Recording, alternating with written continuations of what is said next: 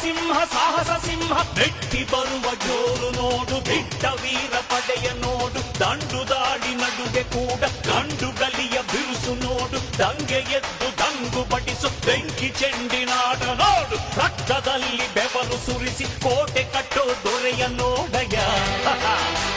ಇವನಿದ್ದ ಕಡೆಯಲ್ಲೆಲ್ಲ ಘೋರ ಸಿಂಹ ಗರ್ಜನೆ, ಅದು ಯಾರು ಬಂದರು ಕೊನೆಯಾದದು ಸಿಂಹ ಗರ್ಜನೆ.